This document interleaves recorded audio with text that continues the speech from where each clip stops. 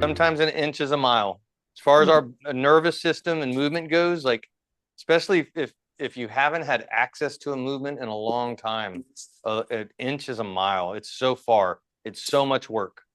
Um, the ego industrial complex tells us that we always have to be doing more, and it's like most people aren't doing anything, so more like doing something is a lot. But Yeah. the way it's prescribed is if you're not like pushing your max all the time, then you're not doing enough, and that's silly. Another way to think about those movements is imagine you're a baby. Babies have floor time, uh, and we adults think of floor time as play, but to a baby, it's work because they are learning how to move, defying gravity. You put a 3 month to 6 month old on the floor, and it's their head is heavy. They have to work. They're building the Yeah. muscular capacity of their spine. They're building their mobility. Um, they're Yeah. also babies, so they're also like playing.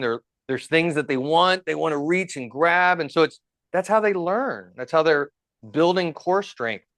And so if you just get on the floor and you play like a baby, just lift Uh-huh. the hips, lift the head.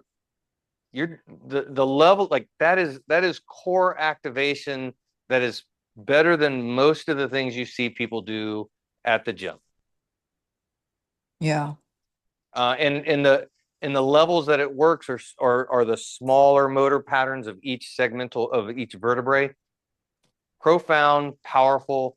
It does not need to be a lot, and it gets to be a little bit playful. I it's how I kind of came up with some of these core exercises is just getting on the floor and rolling around and going, oh man, I can. This is a great activation.